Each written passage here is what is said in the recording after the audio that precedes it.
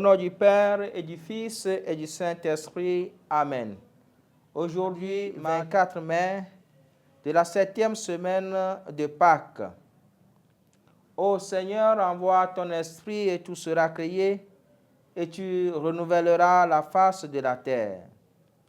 Évangile de Jésus-Christ selon saint Jean. En ce temps-là, les yeux levés au ciel, Jésus priait ainsi.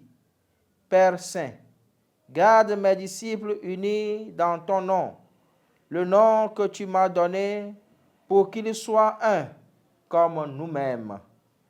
Quand j'étais avec eux, je les gardais unis dans ton nom, le nom que tu m'as donné. J'ai veillé sur eux, et aucun ne s'est perdu, sauf celui qui s'en va à sa perte, de sorte que l'écriture soit accomplie. Et maintenant que je viens à toi, je parle ainsi dans le monde, pour qu'ils aient en eux ma joie et qu'ils en soient comblés. Moi, je leur ai donné ta parole, et le monde les a pris en haine parce qu'ils n'appartiennent pas au monde. De même que moi, je n'appartiens pas au monde. Je ne prie pas pour que tu les retires du monde, mais pour que tu les gardes du mauvais.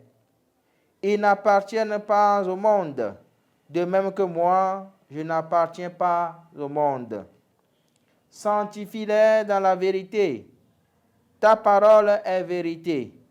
De même que tu m'as envoyé dans le monde, moi aussi je les ai envoyés dans le monde. Et pour eux, je me sanctifie moi-même, afin qu'ils soient eux aussi sanctifiés dans la vérité. Acclamons la parole de Dieu. Louange à toi, Seigneur Jésus. Chers frères et sœurs, dans l'évangile de ce jour, Jésus invite ses disciples à être missionnaires de l'unité. Avant d'être missionnaire de l'unité ou témoin de l'unité, il vaut bien être apôtre de la parole, écouter la parole de Jésus et la garder avec soi.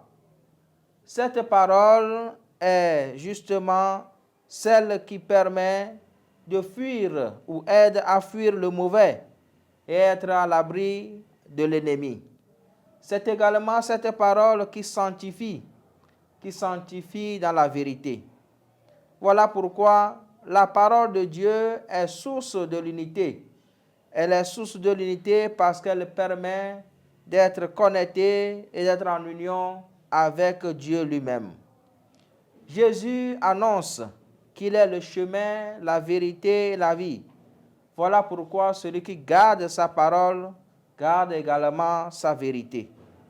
Demandons au Seigneur, dans cette célébration, d'être des amoureux de la parole de vérité. Cette parole qui protège du mauvais. Cette parole qui sanctifie et accorde joie maintenant et pour les siècles des siècles. Amen. Au nom du Père et du Fils et du Saint-Esprit. Amen.